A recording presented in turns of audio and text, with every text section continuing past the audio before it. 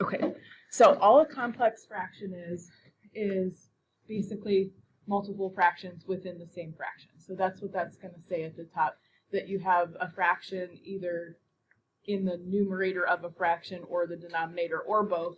And so they're going to be solved in a similar way to what we were doing the other day, but a couple of these are a little more complicated and require what we were working on with adding and subtracting, whereas a lot of the questions that you've seen, like this first one, we've done a problem like this, so I'm just going to review with you. If you divide a fraction by another fraction, it's the same thing as multiplying by the reciprocal. So I'm just going to do my keep, change, flip here. So this would be a little review. So I'm going to keep this 6 over x plus 2. I can't factor anything there, right? There's just a 6 on the top, x plus 2, no factoring involved. So I'm just going to keep that. I'm going to change that division to multiplication, and we'll just take and flip the second fraction over. So then the x minus 2 goes on the top, and then the 2 goes on the bottom. Now, I don't have anything in common in terms of factors here, so I'm just going to write it like this. So don't distribute here. I'm just going to leave this in factored form because these are not going to cancel. So on the top, I'd have 6 times x minus 2. On the bottom, we'd have the 2 and the x plus 2. So the x minus 2, x plus 2, those don't match, so I can't do anything else there. But you are, because this is a product, I can reduce 6 over 2, that would give me 3. So that's really the only thing I could do here. So I'm just going to put a 3 on the top of that, x plus 2 on the bottom. Nothing else cancels out or simplifies there. Now, in terms of a restriction, you got to exclude anything that would make your denominator 0. So if I go back here in the original problem, I have an x plus 2 in this top fraction. I have an x minus 2 in this bottom fraction. I have to exclude both of those and say x can't be negative 2 or 2. Nothing else that got put in the denominator would cause a variable to get plugged in. So there's nothing else that could possibly give you 0 in the denominator there. Okay, so that's sort of a review from when we did division a couple days ago. Now, the rest of these are also complex fractions, but you're going to see they've got fractions within a fraction. And it's not to be mean or anything like that. It's just, I'm still going to do a keep, change, flip, but if we've got something a little bit more complicated, what we're going to do, I would just tell you, let's just do the numerator, get that down to one fraction, then we'll simplify the denominator, get that down to one fraction, and then we'll do our keep, change, flip. Okay, so for example, let me just focus on the numerator here. I don't have any variables in this problem at all. So if I want to add or subtract with fractions, we do have to have a common denominator. So I'm just going to rewrite the top of this really quickly. Instead of 3, I'm just going to write that as 3 over 1 to make that into a fraction. Okay, and then from 3, I'm subtracting 1/5. So I'm just going to focus on the top. What would you do so we could actually subtract those? Multiply by 5. Okay, so just top and bottom, and you only have to do it to the first fraction by 5. That's really multiplying by 1, so we're not changing the value of the expression. So this would be 15 on the top, 5 times 3 over 5. And if we divided that, that would give me the 3 back. We're just like unreducing this so we can get a common denominator. Now, when you guys have a common denominator, then we just go ahead and keep that denominator the same when we do our subtraction, and you're just going to subtract the top. So I'm just going to do 15 minus 1, which would be 14. Okay, that's not my answer. That's just the top of the fraction. I just kind of do it one at a time when I work on these problems. All right, now I'm going to do kind of like this is all going to be division here. I'm going to do the same thing to the bottom. So I've got 2, and this time I'm adding 2/3 to that. What would you do to that first fraction so we could actually add the 2 and the 2/3 together? Multiply by 3, good. Our common denominator. And we don't have to manipulate the second fraction at all because it already has that denominator of 3. So we would get 6 over 3. That would give you back 2 if you divided that. But we're basically like unsimplifying the fraction so we can put them together. And I'm going to add 2/3 to that.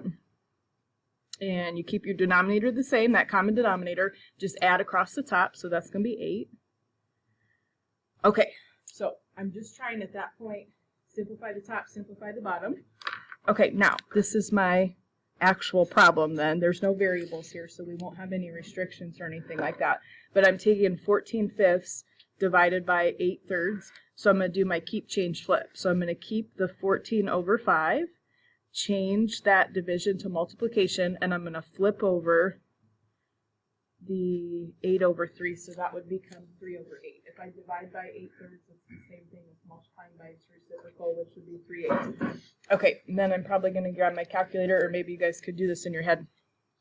But you don't need a common denominator to multiply, just straight across the top, straight across the bottom. 14 times 3 is 42, and then 5 times 8 is 40.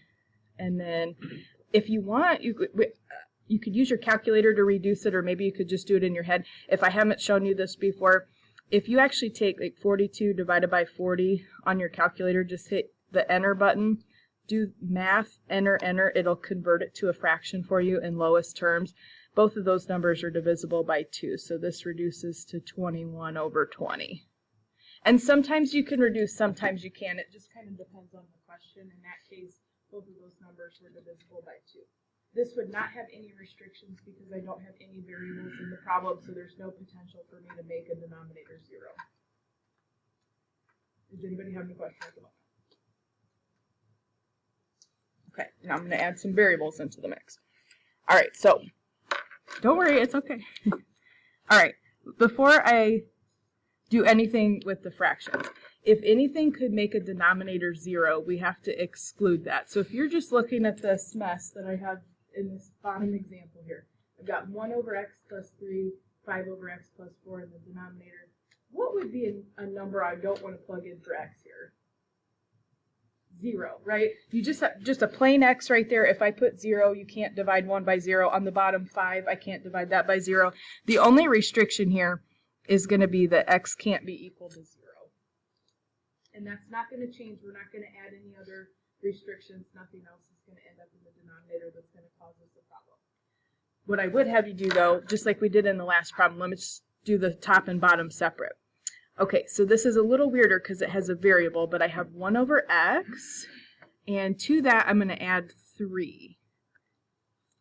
How would I create a common denominator between those two fractions? Like, what would I need to do? Or what would you multiply by?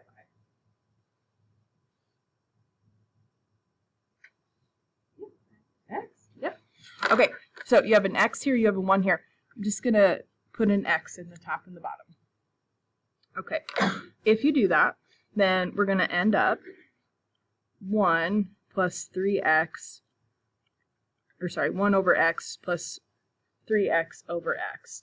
And don't cancel stuff because we're trying to get a common denominator. You can actually add that together. I'm going to put the 3x first, so 3x plus 1 all over x. You can't cancel anything there. Okay, don't cross the x's out because you have 3x plus 1 in the top. That addition screws that up. You can't just cross x's out unless we have a product and you have addition on the top of that fraction, so you can't cross the x's out. Have to just leave that alone. That's going to be the top of our fraction. Okay, now the bottom I'm going to do the same thing. So you have 5/x, and then I would write the 4 as 4/1. Anytime you have a plain number, you can easily turn it into a fraction just by writing it over 1. And this is going to be identical to what we just did in the last step. You're just going to multiply top and bottom here by x to get a common denominator. Okay, so I'm going to have 5/x plus 4x over x. Don't simplify. We're doing this on purpose so we can actually put those fractions together. Since they both have an x in the denominator, we're just going to keep our denominator, common denominator there. Now I'm going to do 5 plus 4x. Just so it's in standard form, I'm just going to put the 4x first. I can't actually add them together because they're not like terms. All right, now nothing is going to factor here or anything, but I'm going to take the top of that fraction and the bottom of the fraction and actually divide them. So I'm going to do my keep, change, flip. So if I divide by a fraction, same thing as multiplying by the reciprocal. So I would have the 3x plus 1 over x, that's the numerator. Change that division to multiplication, and then we're going to flip the second fraction over. Okay.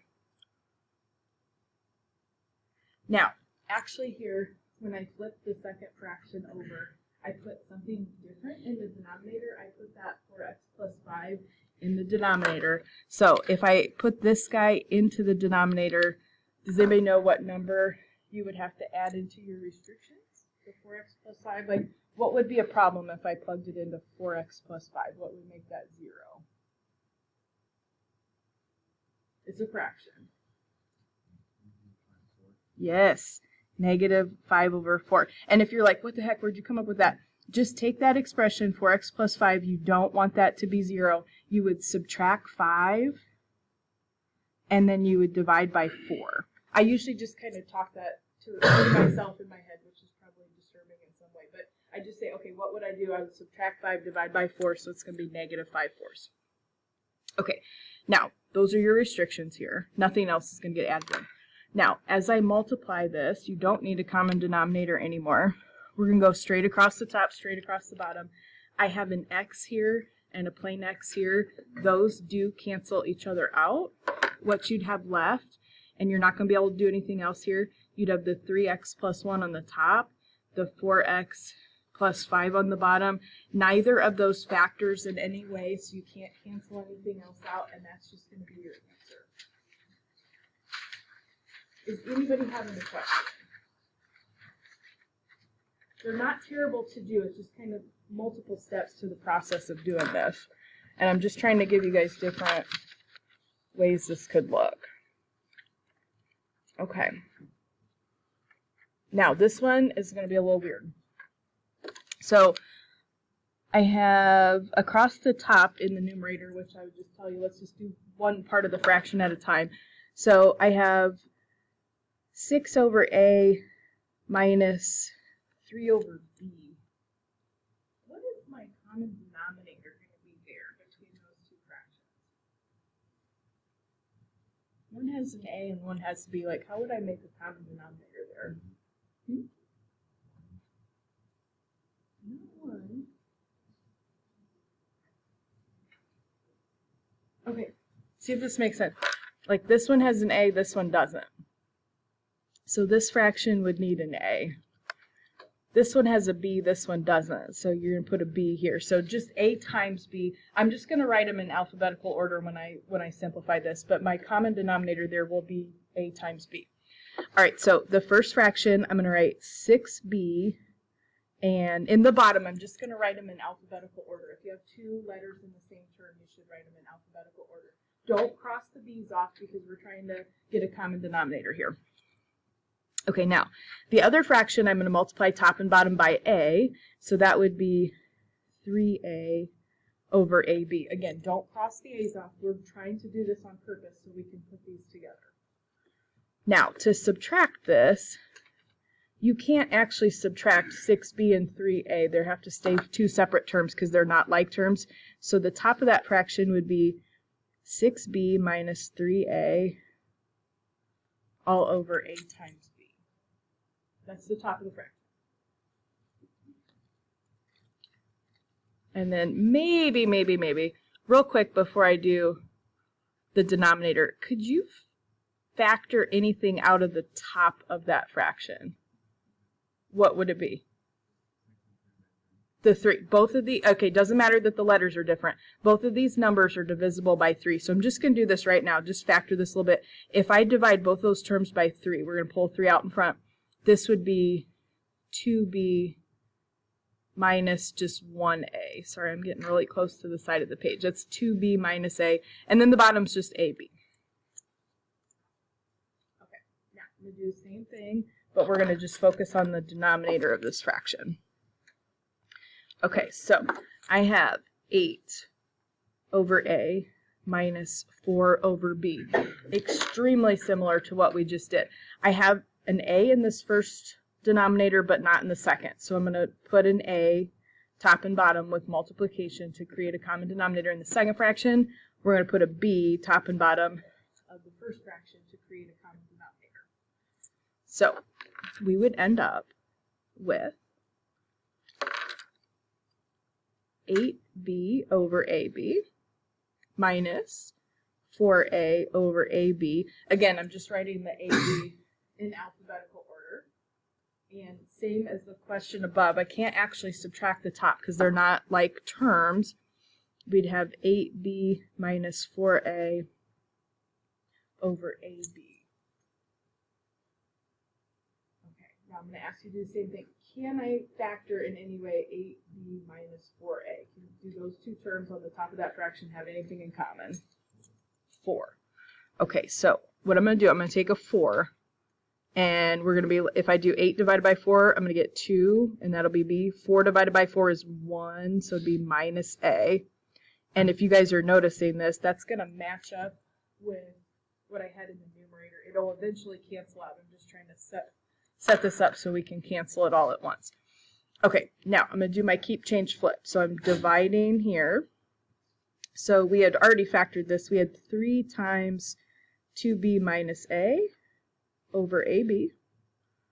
And I'm going to change that division to multiplication. If I divide by a fraction, same as multiplying by the reciprocal. So I'm going to keep that, change that to multiplication. When I flip this other fraction over, that gives me its reciprocal.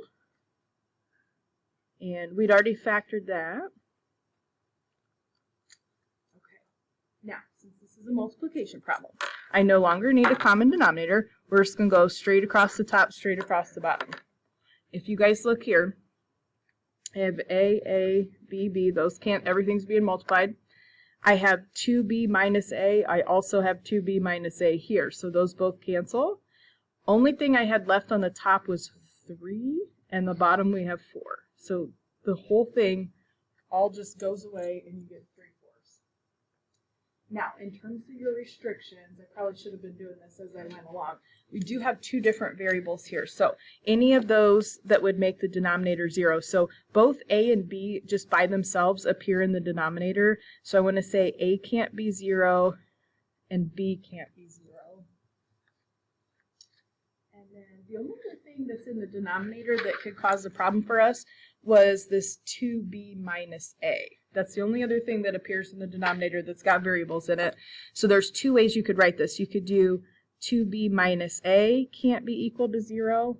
Or I think I've told you guys this. Sometimes you'll almost see them like on an answer key or something solve this a little bit. Like they would add a to the other side. So it might say something like 2b can't be equal to a. That would be the same restriction. I don't care how you want to write it. Whatever's easier for you. But both of those would be acceptable ways to exclude the 2b minus a to make sure you didn't make that denominator 0.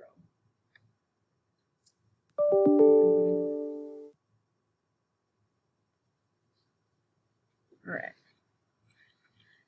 Now, this one is actually not as complicated as the last one we just did. So the top of this, I'm not adding or subtracting anything. The top of this fraction just says 3 over x minus 4.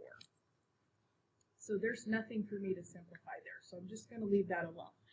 The bottom of that fraction does have some subtraction here. So I'm just going to focus on the denominator to simplify that down to one expression here. So I'm going to take the 2 and I'm going to write it as 2 over 1.